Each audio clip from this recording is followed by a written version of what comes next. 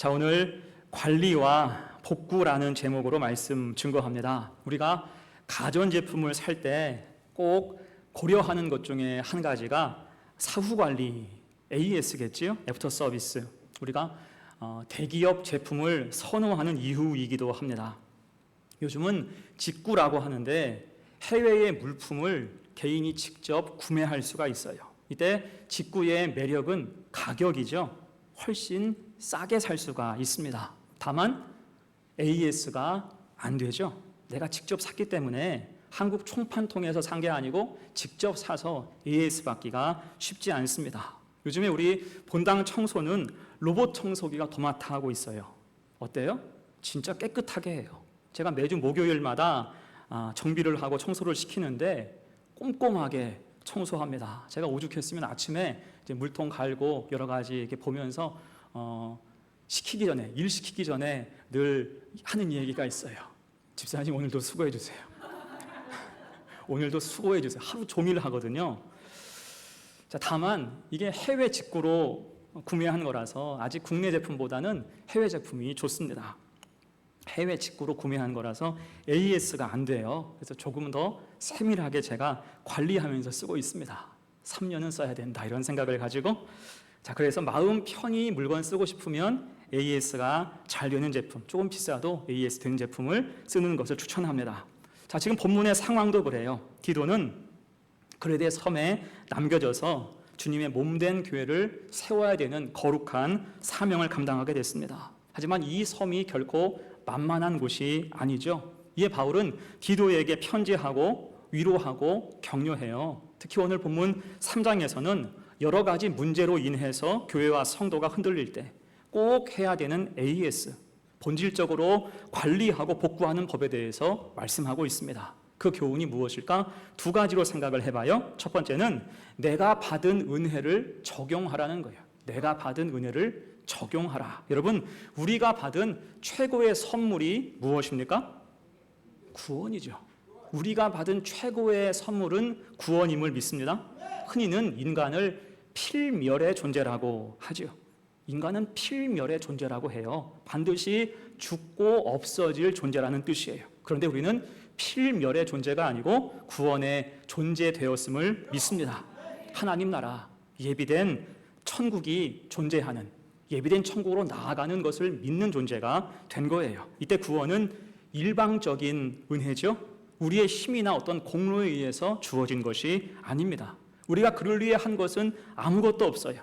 곧 우리의 행위로는 절대 구원받을 수 없고 오직 하나님의 특별한 사랑이 있을 때만 우리가 구원받을 수 있는 거예요. 그래서 구원을 우리 인생 최고의 기적이며 선물이라고 말할 수 있는 거예요.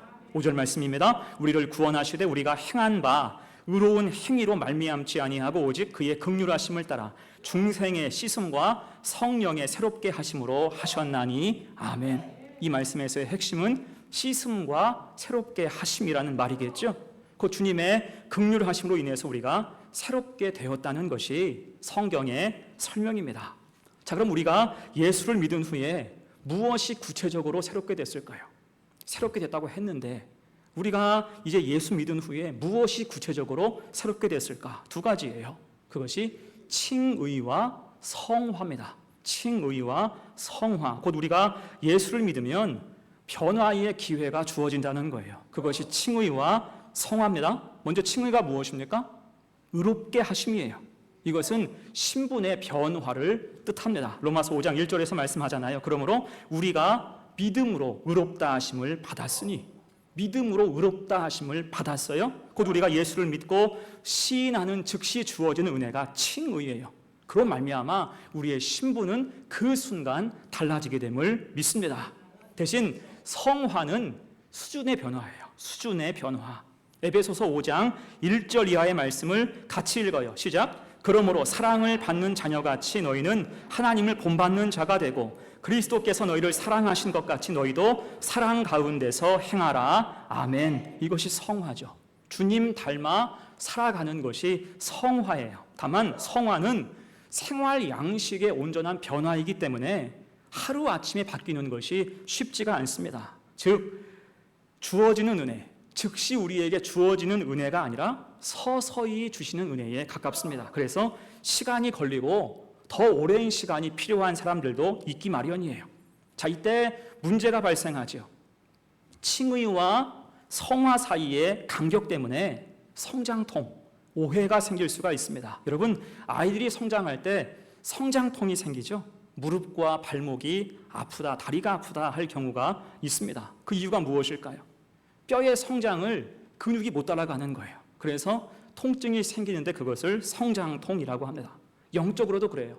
칭의는 되었는데, 우리의 신분은 변화가 되었는데 성화, 수준이 못 따라갈 때가 있어요. 거기에 따른 성장통이 있습니다. 그래서 이때는 스스로 답답하기도 하죠. 주변에서 볼 때는 실망스러울 때도 있습니다. 내가 예수 믿는 게 맞나? 내가 과연 예수 믿는 사람인가? 혹은 저 사람이 과연 예수 믿는 사람이 맞나? 오해가 생길 수가 있다는 것입니다. 여러분, 그때 먼저 믿은 사람, 또한 그 과정을 다 겪어본 사람이 할 일이 무엇일까요? 기다려주고 참아줘야 할 줄로 믿습니다. 격려가 필요한 거예요. 여러분, 믿음은 중국의 변검이 아닙니다. 변검 아세요? 중국 경극을 보면 얼굴이 막 바뀌잖아요. 한순간 고개만 휙 돌리면 얼굴이 확 바뀌어. 또 돌리면 또 확 바뀌어요. 이것이 뭐 패왕별이나 그런 영화 보면 잘 나오잖아요. 이것은 얇은 가면을 여러 장 쓰고 기계적인 장치로 얼굴을 돌릴 때마다 하나씩 떼어내는 그러한 기술이죠. 여러분, 성화는 그런 게 아닙니다. 한순간에 우리 얼굴이 바뀌고 인생이 바뀌는 것이 아니에요. 주님의 마음으로 성숙하기까지 그래서 우리는 격려하고 참아주고 기다려야 하는 줄로 믿습니다. 자, 우리나라에는 탈북해서 정착한 북한 출신의 사람들이 굉장히 많이 있어요. 그 수가 모두 3만 5천 명 정도 된다고 이야기를 해요. 이때 북한에서 탈출한 사람이 국내에 처음 들어와서 놀라는 게 세 가지가 있다고 하죠. 하나는 인천공항에 딱 들어오는 순간 입이 떡 벌어진대요. 자유의 땅에 처음 들어왔는데 그 위용, 여러분, 우리가 인천공항 가도요, 야, 이건 너무나 놀라, 너무 커요. 그렇죠? 그 위용과 수많은 사람, 많은 외국인, 또한 여행 가니까 어때요? 다들 만면에 미소가 가득하잖아요. 그 밝은 분위기 때문에 놀란다는 거예요. 또 하나는 입국해서 이제 모초로 가서 처음 먹는 밥, 너무 맛있어서, 또한 무제한으로 제공하는 음식 앞에서 너무나 놀란다는 거예요. 그리고 어떤 분은 고백하기를 가장 놀라는 것은 국정원에 가서 조사받을 때래요. 길게는 90일 정도를 조사받는데 조사 중에 이런 질문이 참 인상적이랍니다. 당신은 어느 나라 사람입니까? 당신은 어느 나라 사람입니까? 이때 언뜻 생각하기는 내가 북한 출신이지, 북한이 생각난대요. 그런데 이제 탈북했으니 북한 사람이 맞습니까? 북한 사람이라고 생각할 수 없겠죠. 탈북했으니까. 그렇다고 내가 한국 사람이요 하기에는 조금 너무 앞서간 느낌이라는 거예요. 그래서 대부분은 멋쩍어서 대충 얼버무린답니다. 그 순간 조사관이 이야기를 한대요. 당신은 태어날 때부터 대한민국 국민이었습니다. 당신은 태어날 때부터 대한민국 국민이었습니다. 다만 몰랐을 뿐 당신은 이미 대한민국 국민인 게 맞습니다. 이것은 우리나라 헌법에 명시되어 있습니다. 여러분, 그것이 헌법 3조잖아요. 대한민국의 영토는 한반도와 그 부속 도서로 한다. 당연히 북한도 영토상 우리나라의 영토예요. 한반도와 그 부속 도서, 모든 곳이 우리나라 영토이기 때문에 그 속에 사는 사람들 모두가 우리 국민이라는 것입니다. 그 말을 들으면요, 가슴이 막 벅차오른대요. 내가 눈으로 보는 것, 내가 입으로 먹는 것, 그런 차원이 아니고 마음 깊은 곳에서부터 감격이 벅차오른대요. 아, 내가 본래부터 이곳 대한민국의 국민이었구나. 여러분, 이 의미가 칭의인 거예요. 대한민국 국민인지 모르고 평생을 살아왔는데 알고 보니 내가 이미 대한민국 국민이라는 거죠. 구원의 은혜도 그런 것입니다. 하나님이 나를 사랑하신다. 그런데 그 사실을 우리가 알 때까지는 몰라요. 그 사실을 깨달을 때까지는 모릅니다. 사실은 모르다 죽는 사람들이 부지기수예요. 대신 그 영원하신 약속은 이미 우리에게 주어져 있잖아요. 그것이 요한복음 3장 16절 같이 읽어요. 시작. 하나님이 세상을 이처럼 사랑하사 독생자를 주셨으니 이는 그를 믿는 자마다 멸망하지 않고 영생을 얻게 하려 하심이라. 아멘. 이 구원의 약속은 이미 우리에게 모두 주어진 상태라는 것입니다. 자, 그렇게 탈북자가 한국에 들어와서 국정원 조사가 다 끝나면 하나원이라는 곳에 들어가지요. 거기서 12주 동안 대한민국 사회에 적응하는 훈련을 받게 됩니다. 그리고 그 교육을 다 수료하게 되면 취업을 알선해주고 정착금을 주어서 이제 사회로 내보내요. 약 1,000만 원 정도 주더라고요. 이제는 스스로 살아가야 한다는 것입니다. 하지만 여러분, 아무리 12주간 훈련을 잘 받았다고 해도 이 사회에 적응하는 것이 쉽겠습니까? 아니겠죠. 많은 부침을 겪게 된다는 거예요. 여러분, 성화가 그런 것입니다. 이제 대한민국 국민으로 인정받았어도 막상 사회에 나와보면 생각지도 못하는 어려움이 생기고요. 문화적인 차이가 있어서 꽤 오랜 시간 부침을 겪는 것처럼 우리가 칭의되어서 하나님 자녀가 되었어도 하나님 자녀답게 살기까지는 부침을 겪는 것이 당연하다는 것입니다. 이것이 칭의와 성화 사이에 시간차가 주는 어려움이라 할 수가 있어요. 여러분, 그래서 그때까지 우리가 할 일이 무엇입니까? 기다려주고 격려해야 하는 줄로 믿습니다. 왜요? 우리도 한때는 그런 사람이었기 때문이에요. 내가 한때는 그런 사람이었기 때문에 그때의 심정을 깨달아 우리도 진심으로 도와줘야 하는 것입니다. 이에 바울도 3절에서 고백하죠. 우리도 전에는 어리석은 자요, 순종하지 아니한 자요, 속은 자요, 여러 가지 정욕과 행락에 종노릇한 자요, 악독과 투기를 일삼은 자요, 가증스러운 자요, 피차 미워한 자였으나.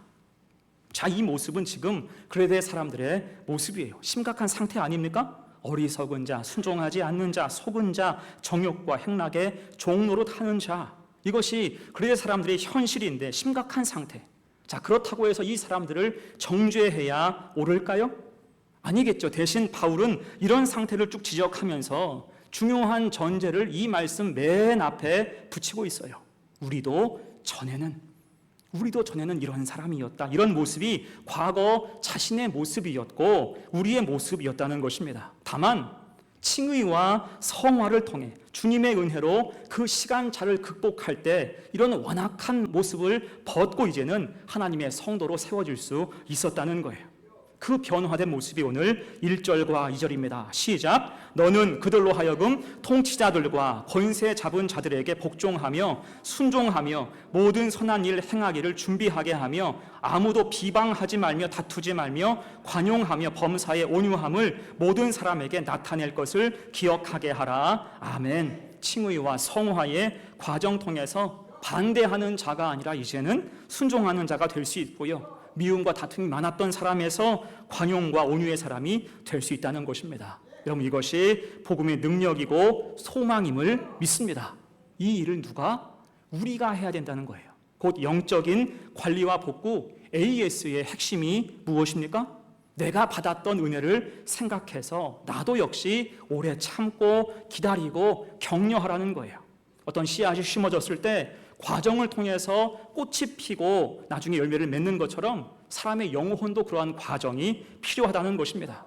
칭의와 성화, 그 시간차를 생각해서 돕고 이해하고 참아주고 노력하고 격려해야 한다는 거예요. 이것이 먼저 믿은 사람이 할 일, 교회가 할 일, 교회의 지도자가 할 일, 영적인 AS인 줄로 믿습니다. 그렇게 끌어주고 밀어주면서 함께 세워져 나가는, 너는 왜 거기 오냐? 넌 아직도 왜 그 모양이냐? 그런 것이 아니고 함께 참아주고 끌어주고 밀어주며 함께 성화의 길로 나아갈 수 있는 우리 성도들 다 되시기를 간절히 축원합니다. 아멘. 두 번째예요. 기도에게 준 교훈 두 번째, 영적인 오물을 잘 처리하라는 겁니다. 영적인 오물을 처리하라. 여러분, 사람의 삶에는 뒤처리할 문제들이 있어요. 유튜브 보면 음식을 먹는 개인 방송하는 사람들이 있죠. 흔히는 먹방 유튜버라고 합니다. 맛있게 먹어요. 열심히 먹고 또 얼마나 많이 먹는지 모릅니다. 저게 사람인가 싶기도 하지요. 분명한 것은 그들이 많이 먹는 만큼 어디를 많이 갈까요? 화장실 가죠. 화장실에 앉아있는 시간도 굉장히 많을 거예요. 일종의 질량 보존의 법칙 아니겠어요? 누구나 그래요. 삶에는 내가 한 만큼의 쓰레기가 생깁니다. 특히 연약한 인간이기에 우리에게는 영적인 오물도 다수 발생해요. 우리가 갈라디아서 5장을 보면 성령의 9가지 열매가 나오죠. 하지만 그 직전에 무엇을 이야기합니까? 육체의 열매에 대한 얘기가 쭉 나와요. 음행과 더러운 것, 우상 숭배, 술 취함과 방탕 등등, 이것이 영적인 오물이라 할 수가 있겠죠. 이것이 이미 예수 믿은 우리에게도 나올 수가 있다는 거예요. 왜냐하면 불신했던 과거와 맞닿아 살고 있으니, 또한 우리의 삶이 세상과 접하여 있으니 이런 영적인 오물이 우리에게 나올 수가 있다는 거겠죠. 다만 중요한 게 무엇일까요? 그것을 잘 처리해야 한다는 거예요. 잘 처리하면 문제가 없습니다. 여러분, 깨끗한 집과 더러운 집 차이가 무엇일까요? 깨끗한 집의 쓰레기는 어디에 가 있어요? 쓰레기통에 가 있어요. 그런데 더러운 집의 쓰레기는 어디 가 있어요? 쓰레기통이 아니라 그 외의 지역에, 그 이외의 곳에 여기저기 널려 있습니다. 그래서 바울이 오늘 3장에서 마지막으로 고민하는 것의 핵심은 영적인 오물에 대한 처리입니다. 그곳이 그레데 섬이기 때문에, 타락한 곳이기 때문에 오물이 없을 수가 없다는 거예요. 대신 이것을 잘 처리해 줘야 교회가 반석 위에 세워지고 성도의 영혼이 견인될 수 있다는 거겠죠. 자, 그러면 어떻게 처리해야 될까? 오늘 말씀은 2가지로 강조를 해요. 하나는 말씀으로 도포하라는 겁니다. 말씀을 공급해 주라는 거예요. 8절 말씀 봅니다. 이 말이 미쁘도다. 원하건대 너는 이 여러 것에 대하여 굳세게 말하라. 이는 하나님을 믿는 자들로 하여금 조심하여 선한 일을 힘쓰게 하려 함이라. 이것은 아름다우며 사람들에게 유익하니라. 아멘. 자기 말씀에서 이 말이 미쁘도다. 의미가 뭐예요?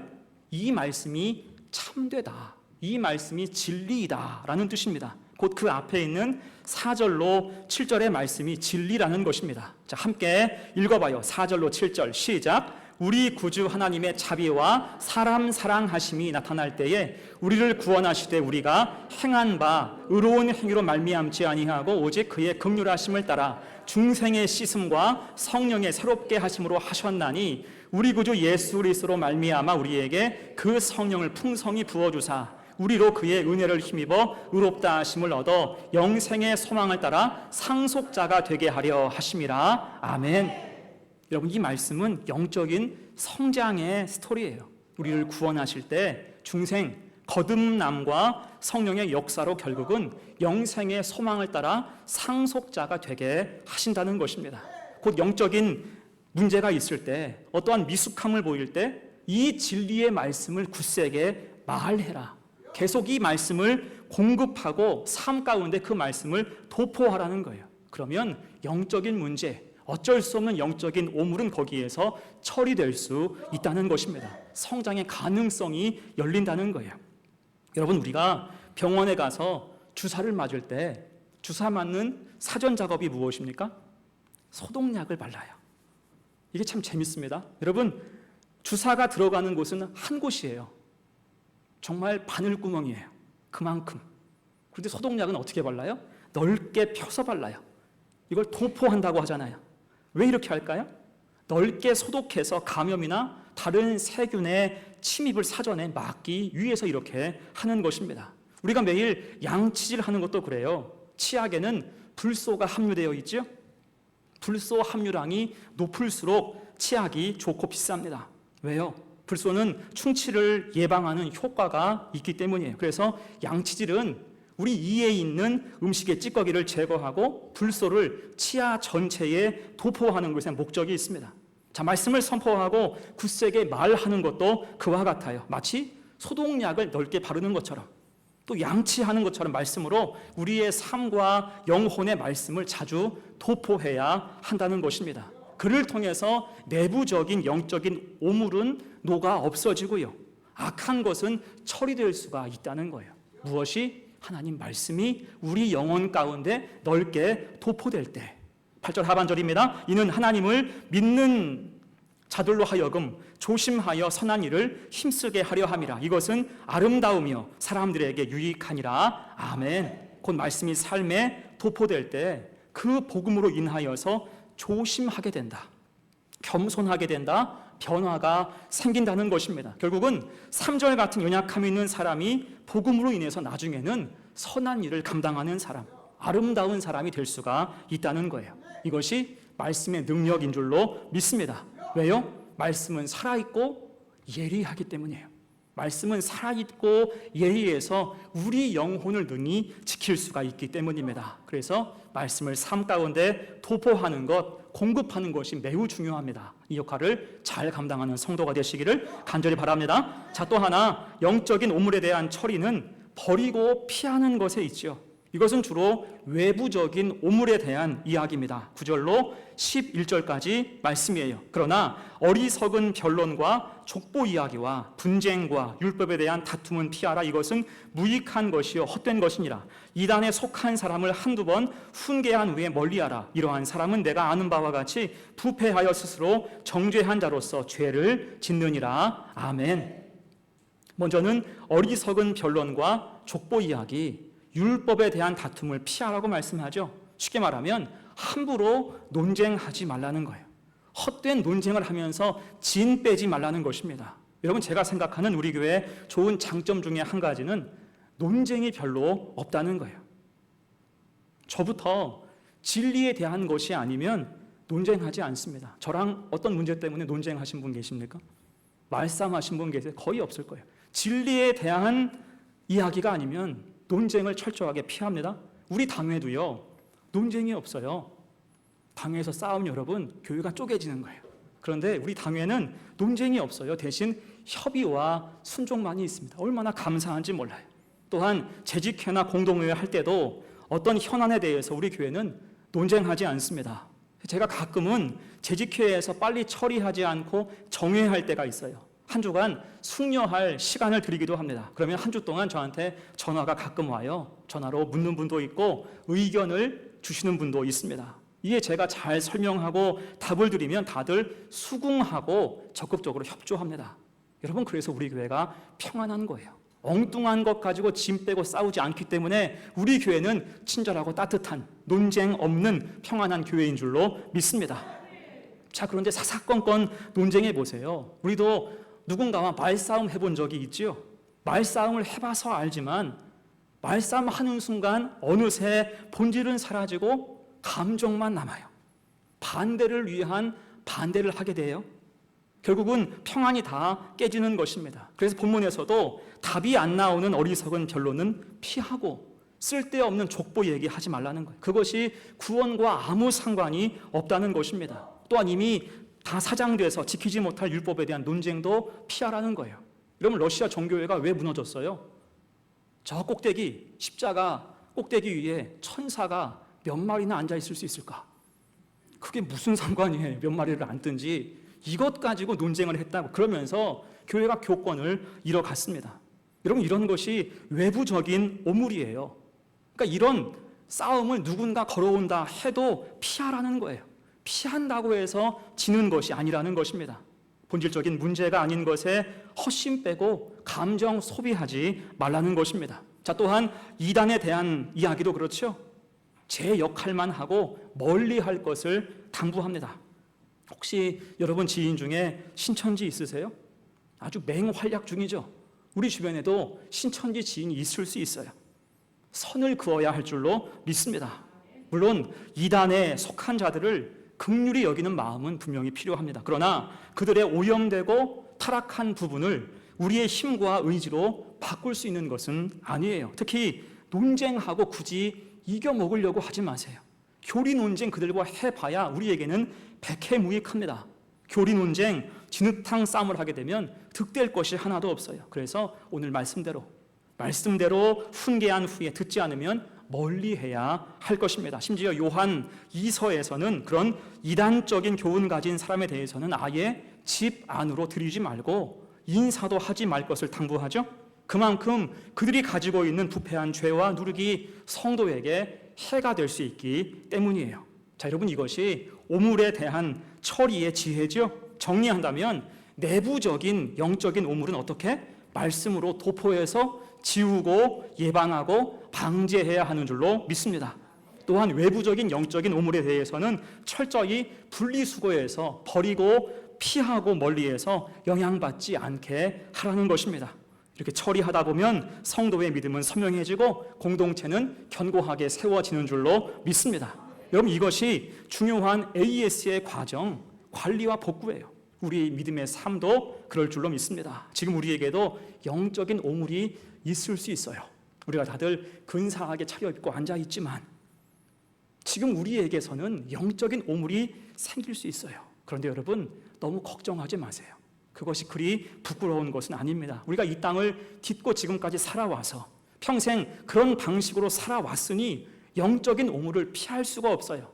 대신 빨리 쏟아내고 대신 예수 이름으로 잘 처리하면 오히려 깨끗해지고 영적으로 더 건강해지는 줄로 믿습니다. 육체의 열매에서 성령의 열매로 바뀔 수가 있어요. 그렇게 우리의 영혼과 삶이 또한 가정과 교회가 점점 정비되어서 깨끗해져 가기를 간절히 축원합니다. 다음에 이제 말씀을 마무리합니다. 자, 오늘 본문은 바울이 마지막 문안 인사를 하기 전에 디도에게 당부하는 내용이에요. 앞으로 이곳에서 사역하면서 여러 가지 사건 사고가 터질 텐데 시험과 어려움이 있을 텐데 미리 실망하지 말라는 거예요. 대신 우리가 복음을 증거하는 사람으로서 최선 다해서 관리하고 복구하라. ASR 책임이 우리에게 있다는 거예요. 그 내용이 무엇입니까? 내 믿음이 세워진 과정을 기억하면서 칭의와 성화의 시간차를 참아주고 돌봐줄 때 함께 성장할 수 있다는 것입니다. 또한 피할 수 없는 영적 오물을 잘 처리하라 말하고 있죠. 연약함이 드러나는 곳에는 말씀으로 도포해주고 악한 것들은 철저히 피하고 버려야 한다는 거예요. 그럴 때 영혼은 능력 있게 세워질 수가 있습니다. 우리도 이 교훈을 마음에 새기시기를 축복합니다. 영적인 오물을 처리해야 돼요. 우리 믿음, 우리 영혼 말씀으로 여전히 도포하며 나아가야 돼요. 칭의와 성화의 시간차 참아줘야 돼요. 기다려주고 격려하고 돌봐주고 바른 길로 우리가 인도해야 할 줄로 믿습니다. 그렇게 끌어주고 밀어주고 참아주고 기다려줄 때 칭의와 성화의 시간차를 극복하고 함께 전진하는 아름다운 교회와 성도가 되는 줄로 믿습니다. 이 한 주간도 이 말씀 붙잡고 승리하는 거룩한 성도가 되시기를 간절히 축원합니다. 아멘. 우리 함께 찬송하죠.